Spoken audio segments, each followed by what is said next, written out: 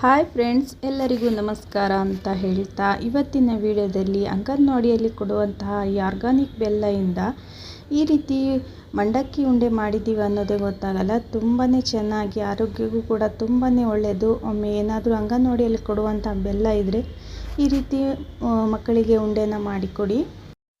Video skip ಮಾಡದೆ ಪೂರ್ತಿಯಾಗಿ video ನೋಡಿ, ಆವಾಗ ನಿಮಗೆ ಅರ್ಥ ಆಗುತ್ತೆ. ಇಲ್ಲಾಂದರೆ ಯಾವ ರೀತಿ ಹದವಾಗಿ ಈ ಬೆಲ್ಲನ ಯೂಸ್ ಮಾಡೋದು ಅನ್ನೋದು ಕೂಡ ಗೊತ್ತಾಗಲ್ಲ. ಅಂಗನವಾಡಿಯಲ್ಲಿ ಕೊಡುವಂತಹ ಬೆಲ್ಲ ಆರ್ಗಾನಿಕ್ ಆಗಿದ್ದು, ಹಾಗೆ ಮಕ್ಕಳಿಗಿಂದ ಹಿಡಿದು ದೊಡ್ಡವರಿಗೂ ಕೂಡ ತುಂಬಾ ಆರೋಗ್ಯಕ್ಕೆ ಒಳ್ಳೆಯದು. ನಮ್ಮ ರೋಗ ನಿರೋಧಕ ಶಕ್ತಿ ಕೂಡ ಹೆಚ್ಚಿಸುತ್ತೆ. ನಾನಿಲ್ಲಿ ಒಂದು ಸೇರಾಗುವಷ್ಟು ಒಂದು ಮಂಡಕ್ಕಿನ ತೊಗೊಂಡಿದ್ದೀನಿ. ಹೇಳಬೇಕಂದ್ರೆ ಈ 1/4 kg ಅರ್ಧ kg ಲೆಕ್ಕದಲ್ಲಿ ಹೇಳೋದಾದರೆ ಒಂದು ಅರ್ಧ kgಯಷ್ಟು ಮಂಡಕ್ಕಿನ ತೊಗೊಂಡಿದ್ದೀನಿ. ಹಾಗೆ 1 ಕಪ್ ಆಗುವಷ್ಟು ಆರ್ಗಾನಿಕ್ ಬೆಲ್ಲನ ಮೊದಲಿಗೆ ನಾನಿಲ್ಲಿ ಗ್ಯಾಸ್ ಒಲೆನ ಆನ್ ಮಾಡಿಬಿಟ್ಟು ಇಲ್ಲಿ ಮಂಡಕ್ಕಿನ ಇಲ್ಲಿ ಸ್ವಲ್ಪ ಬಿಸಿ ಮಾಡ್ಕೊತಾ ಇದ್ದೀನಿ. ಸ್ವಲ್ಪ ಏನಾದರೂ ಮಂಡಕ್ಕಿ ಸ್ವಲ್ಪ ಮೆತ್ತಗಿದ್ರೆ ಈ ರೀತಿ ಬಿಸಿ ಮಾಡ್ಕೊಳ್ಳಿ, ಇಲ್ಲಾಂದರೆ ನಡೆಯುತ್ತೆ. ಹಾಗೆ ಯಾರೆಲ್ಲ ವಿಡಿಯೋ ನೋಡ್ತಾ ಇದ್ದೀರಾ, ವಿಡಿಯೋಗೆ ಲೈಕ್ ಕೊಡೋದನ್ನು ಮರಿಬೇಡಿ. ಹಾಗೆ ಚಾನಲ್ಗೆ ಹೊಸಬ್ರು ಭೇಟಿಯಾಗಿದ್ದರೆ ಚಾನಲ್ಗೆ ಸಬ್ಸ್ಕ್ರೈಬ್ ಆಗಿ ಬೆಲ್ ಐಕಾನ್ ಆನ್ ಮಾಡ್ಕೊಳ್ಳಿ. ನಾನು ಹಾಕೋ ಪ್ರತಿಯೊಂದು ವಿಡಿಯೋ ಕೂಡ ನೀವು ಮೊದಲು ನೋಡ್ಬೋದು.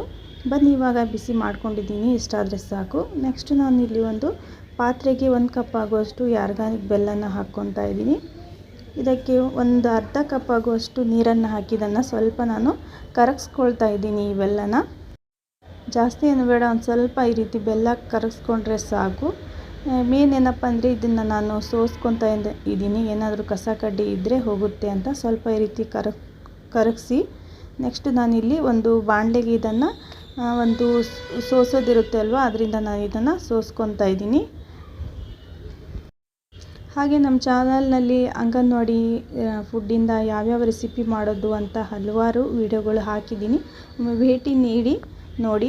ಈ ರೀತಿ ಸ್ವಲ್ಪ ಸೋಸ್ಕೊಂಡಾದ್ಮೇಲೆ ಆದಷ್ಟು ಈ ಉಂಡೆ ಮಾಡೋರ್ಗಂತೂ ಇದು ಗೊತ್ತಿರುತ್ತೆ ಅಲ್ವಾ, ಬೆಲ್ಲದ ಪಾಕನ ಯಾವ ರೀತಿ ರೆಡಿ ಮಾಡ್ಕೊಳ್ಳೋದು ಅಂತ.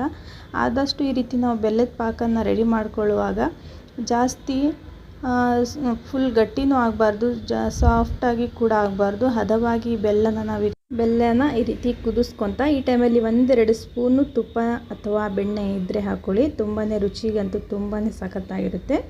ಹಾಗೆ ರೀತಿ ಹದವಾಗಿ ತಿರುಗಿಸ್ತಾನೆ ಒಮ್ಮೆ ಈ ರೀತಿ ಚೆಕ್ ಮಾಡಿ ನೋಡ್ಕೊಳ್ಳಿ. ಜಾಸ್ತಿ ಈ ಬೆಲ್ಲ ಜಾಸ್ತಿ ಗಟ್ಟಿಯಾಗಪ್ಪ ಅಂತಂದರೆ ಉಂಡೆ ಕಟ್ಟೋಕ್ಕೆ ಬರಲ್ಲ. ಸ್ವಲ್ಪ ಸಾಫ್ಟಾಗಿ ಇರಲಿ ಈ ಬೆಲ್ಲದ ಪಾನಕ. ಈ ರೀತಿ ನೀವು ನೋಡ್ಕೊಂಡಾದ್ಮೇಲೆ ಇವಾಗ ಗ್ಯಾಸ್ ಒಲೆನ ಆಫ್ ಮಾಡಿಬಿಟ್ಟು ಈ ಹಿಂದೆಲೆ ಈ ಮಂಡಕ್ಕಿನ ಚುರುಮುರಿ ಏನಂತಾರಲ್ವ, ಈ ಮಂಡಕ್ಕಿನ ಹಾಕಿ ಚೆನ್ನಾಗಿ ಈ ರೀತಿ ಬಿಸಿ ಇರುವಾಗಲೇ ಚೆನ್ನಾಗಿ ಈ ರೀತಿ ಮಿಕ್ಸ್ ಮಾಡ್ಕೊಳ್ಳಿ. ಆದಷ್ಟು ಇದನ್ನು ಬಿಸಿ ಆಗಿರುವಾಗಲೇ ಸ್ವಲ್ಪ ಕೈಗೆ ಅಡುಗೆ ಎಣ್ಣೆ ಅಥವಾ ತುಪ್ಪನ ಸೋರ್ಕೊಂಡ್ಬಿಟ್ಟು ಸಣ್ಣ ಸಣ್ಣ ಉಂಡೆಯಾಗಿ ನಿಮ್ಮ ಸೈಜಲ್ಲಿ ಉಂಡೆಗಳನ್ನು ರೆಡಿ ಮಾಡ್ಕೋಬೇಕು. ಆದಷ್ಟು ಸ್ವಲ್ಪ ಬಿಸಿ ಇರುವಾಗಲೇ ಇದನ್ನು ಸ್ವಲ್ಪ ಉಂಡೆ ಕಟ್ಕೊಳ್ಳಿ.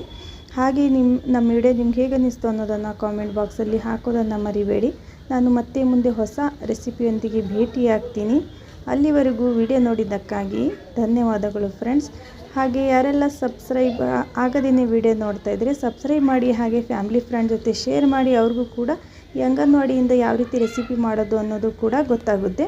ವಿಡಿಯೋ ನೋಡಿದ್ದಕ್ಕಾಗಿ ಎಲ್ಲರಿಗೂ ಧನ್ಯವಾದಗಳು.